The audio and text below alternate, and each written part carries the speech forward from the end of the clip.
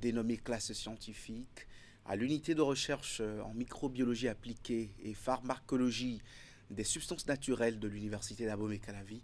Ces élèves issus des lycées et collèges du Bénin bénéficient de 2 jours d'immersion scientifique. Suivant le reportage. Des élèves des collèges et lycées en séance d'immersion au sein de l'unité de recherche en microbiologie appliquée et pharmacologie des substances naturelles de l'université d'Abomey-Calavi. Environ 90, ils sont les lauréats de l'édition 2025 des Journées de génie en herbe scientifique de la CEDEAO. L'initiative dénommée classe scientifique est organisée sous l'égide de l'école polytechnique d'Abomey-Calavi, le laboratoire de recherche en biologie appliquée avec l'appui technique et financier de la CEDEAO. Pour les PAC, cette classe scientifique illustre parfaitement notre mission fondamentale: former, encadrer et inspirer. Elle traduit notre volonté de bâtir une passerelle entre la recherche universitaire, l'éducation secondaire, afin de susciter chez les élèves le goût de la rigueur scientifique. Les journées de génie en herbe scientifique de la CEDEAO figurent en bonne place dans l'agenda de la célébration du cinquantenaire de l'organisation sous-régionale. Cette première classe scientifique répond à la stratégie régionale d'éducation scientifique promue par l'institution. Vous verrez ce à quoi l'Afrique vous invite, ce à quoi votre avenir vous invite, à contribuer à renforcer la confiance de la communauté africaine en la capacité de ses enfants. Et vous êtes le futur de ce continent. En vous mettant au service de la science, vous vous mettez aussi au service de ce continent. Donc vous êtes à la bonne adresse pour pouvoir nourrir votre curiosité et commencer déjà par développer tout un tas d'idées dans votre tête en ce qui concerne votre orientation académique qui va vous permettre de revenir soit ici à l'UMAFA, soit dans les autres unités de recherche que nous avons au sein de cette université ou d'autres universités publiques du Bénin. L'initiative vise à susciter le goût de la science chez les jeunes. 2 jours de bain scientifique pour ces élèves que le représentant résident de la CEDEAO appelle l'avenir du Bénin et du continent. Sciences exactes toujours, un atelier régional de formation des formateurs pour la conception, l'installation et l'inspection des mini-réseaux d'énergie propre a démarré cette semaine à Alada. L'école supérieure des métiers d'énergie renouvelable, ESMER, abrite cette session de 15 jours. Objectif, renforcer les capacités des formateurs. Les acteurs entendent également augmenter la qualité des installations photovoltaïques dans les différents pays membres du Centre pour les énergies et l'efficacité énergétique de la CEDEAO. Reportage à l'ouverture des travaux. Cet atelier régional de formation des formateurs pour la conception, l'installation et l'inspection de mini-réseaux d'énergie propre est une étape importante du projet Desert to Power, programme énergétique régional d'Afrique de l'Ouest axé sur 2 composantes essentielles, dont la composante 2 est mise en œuvre par le Centre pour les énergies renouvelables et l'efficacité énergétique de la CEDEAO, à travers la réalisation d'études de faisabilité de mini-réseaux photovoltaïques, la certification et le renforcement de capacités. Une session de recyclage est nécessaire donc pour ces formateurs issus des centres de formation et qui ont besoin de s'approprier ces différentes notions. C'est pourquoi je voudrais vous inviter à beaucoup d'abnégation et d'assiduité au cours de ces 2 semaines afin qu'au sortir de cette formation, vous soyez en mesure d'assurer la continuité au niveau de vos pays respectifs, dans la mesure où écrit prévoit au cours de l'année 2026 d'organiser des formations au niveau de certains pays que vous serez appelés à conduire.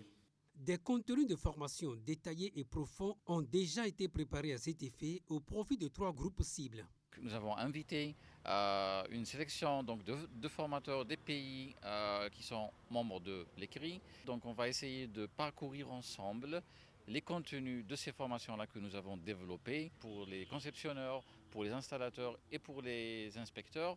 L'idée, bien sûr, c'est d'augmenter la qualité des installations photovoltaïques dans les pays membres à travers donc une formation de qualité afin d'augmenter l'accès à l'électricité pour les habitants de la région. Voilà. Les travaux de cet atelier régional se dérouleront sur le site de l'École supérieure des métiers des énergies renouvelables à Alada. Je suis sûr que tous les plateaux techniques dont nous disposons dans ce centre seront mis à votre disposition pour surtout la partie pratique. Je suis convaincu qu'à la sortie donc, de cette formation, que vous allez également apprendre beaucoup de choses. Et aussi, je souhaite que ce soit pas un centre d'apprentissage, mais un centre d'échange. C'est donc parti pour 2 semaines de travaux, ici, à Alada. Les populations et les confrères rendent hommage aux journalistes ressortissants des collines qui sont décédés. La cérémonie à sa première édition a réuni les acteurs à la radio Ilema. C'est une initiative de l'association Culture, Communication et Développement, ensemble avec les organes de presse du département et le cercle des journalistes seniors du Bénin. L'idée est de célébrer la mémoire de ces hommes et femmes des médias qui ont marqué leur temps dans l'exercice de ce métier. Les précisions de Imet Elena Moussou. 14 professionnels des médias qui ont marqué leur temps pour avoir exercé toute leur vie le métier avec excellence et noblesse. Natifs des collines, ils reçoivent ici des hommages mérités et à hauteur de leur engagement. La cérémonie d'hommage aux journalistes ressortissants des collines, ayant rejoint la Félicité éternelle, est à sa première édition. Elle est organisée par l'association Culture, Communication et Développement, les organes de presse des collines, de même que le cercle des journalistes seniors du Bénin. Oublier les morts serait les tuer une deuxième fois. Ces messieurs, avec les moyens de bord, ont complètement réussi leur mission sur Terre. Ils sont partis les armes à la main. Date que François nous permet de poser, il a parlé de première édition. C'est un fait que nous allumons ici pour dire qu'il n'y aura pas de recul. Mais ce qui se passe dans la profession, ça ne va pas nous décourager. Simple mais solennel, l'événement a réuni parents des défunts venus de toutes les régions du pays, anciens collaborateurs garants de la tradition, autorités politico-administratives et autres. Un instant d'intense émotion mise à profit par le documentaliste, cinéaste et collecteur de mémoire François Souro-Okio pour rappeler l'importance du rôle du journaliste dans la société avant d'en appeler au sens de responsabilité des actuels acteurs des médias. Le métier est difficile. Et plus difficile en ce moment que nous traversons où, au lieu de la vérité, le mensonge prend le pas. La mission de l'information impose à l'homme de presse surtout, un sens particulièrement aigu de sa responsabilité. Lui impose sa ligne de conduite professionnelle et sa pratique sociale. Ponctuée de diverses interventions, surtout de témoignages, les manifestations ont démarré par une messe célébrée en direct sur Radio Ilema. Honorer nos frères, nos papas, reconnaître ce qu'ils ont été. Cela doit nous inspirer. Nous qui sommes encore vivants, les hommes du métier qui sont encore là, à qui nous souhaitons longue vie, ils doivent pouvoir continuer et même faire plus. À l'occasion, le nouvel émetteur de la radio a aussi été présenté à l'assistance. L'appareil est offert par le président du parti Moël Bénin, Jacques Ayadji, dans l'optique de mettre fin aux fréquentes pannes enregistrées ces derniers temps. Les fils et filles de Djefa se sont retrouvés pour célébrer leur identité commune dans une fête dénommée Djefaroué. C'est une première qui reste dans les mémoires. Les ressortissants et habitants de cet arrondissement de la commune de Semek-Bodji inscrivent désormais cette réjouissance dans l'agenda local. Entre communion et engagement pour le développement, l'édition a tenu toutes ces promesses, disent-ils. On écoute et on suit le reportage. À Djefa, arrondissement de Semek-Bodji, le temps s'est arrêté l'espace d'une journée pour laisser place aux retrouvailles. C'est au rythme des chants, des danses et de la ferveur populaire que les populations ont célébré la première édition de Djefaroué, une initiative qui vise à renforcer les liens entre les fils et filles de l'arrondissement. Les premiers occupants de Djefa étaient des Foulas, originaires de Djatado, sous la conduite d'un chef religieux vaudou nommé Dega. Les Foulas sont des peuples côtiers dont les activités étaient tournées vers l'exploitation marine. En initiant cette fête identitaire, nous avions la prétention de valoriser ces différentes productions en vue de booster le véritable développement de notre village.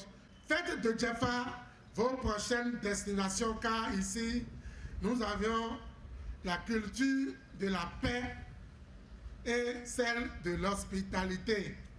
Tout a commencé par cette célébration œcuménique, moment de recueillement et d'action de grâce pour confier l'événement et toute la communauté à Dieu. Puis, place à la liesse populaire, prestations artistiques, démonstrations culturelles et moments de partage ont donné à cette première édition un cachet tout particulier. Djefa, depuis des années, avait des difficultés. Il y avait beaucoup d'infrastructures qui nous manquaient. La politique ayant pris par là, on est divisé. Maintenant, quand je regarde tout ce qui se passe autour de nous aujourd'hui, mes impressions sont vraiment les bonnes. Je suis vraiment satisfait. On ne s'y attendait pas.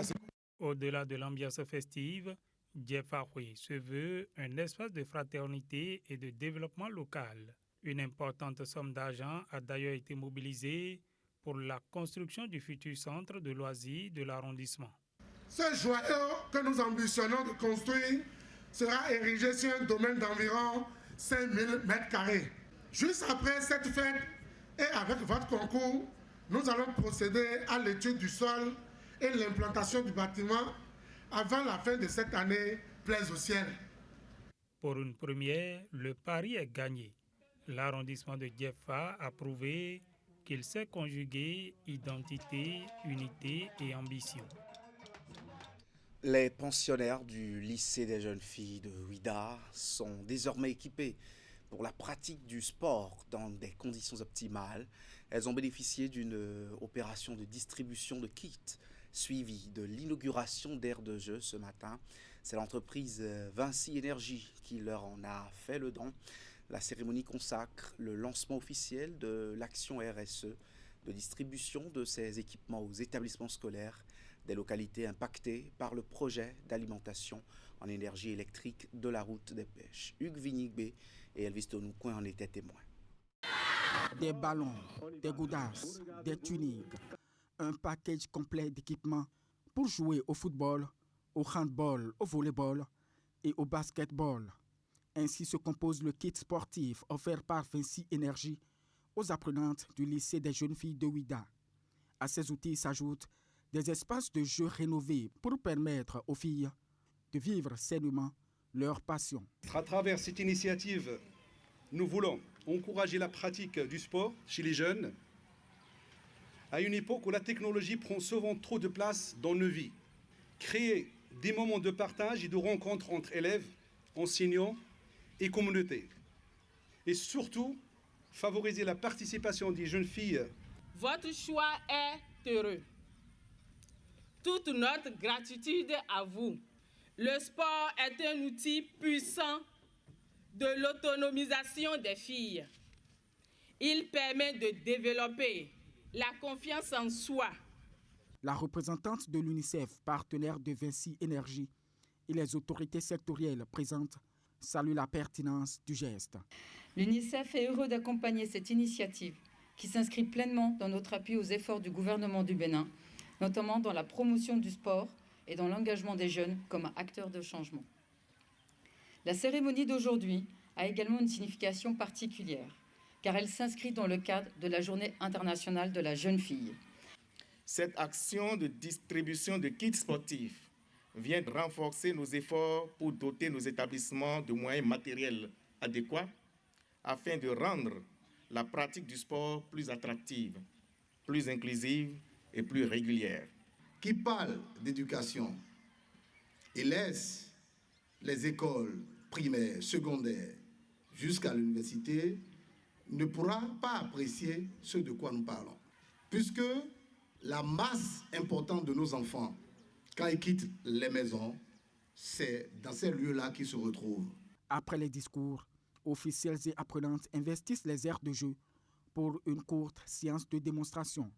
Cette opération de distribution s'inscrit dans le cadre d'un projet qui vise à équiper 20 collèges publics de Kouamassé, Ouida, Alada et Toribosito en kit sportif. Les Amazones du Bénin s'apprêtent à affronter en double confrontation les Super Falcons du Nigeria, championne en titre de l'Afrique et pays le plus médaillé de la compétition. La sélection dames du Bénin joue le match aller à Lomé dans le cadre du second tour des éliminatoires de la Coupe d'Afrique des Nations féminines 2026. En prélude à cette manche aller, les Amazones ont tenu hier leur première séance d'entraînement en terre togolaise. Vous retrouvez tous les détails avec Candy Gungento dans nos prochaines éditions. Et à 20h tout à l'heure même, vous suivez l'info continue. Le thème ce soir, période électorale et préservation de la paix. Comment maintenir la veille? Adam Aziz Soulé, Romuald Rououi, tous deux journalistes vont opiner sur les questions de Wahab Ali Bara. Merci de nous rester fidèles sur Canal 3000.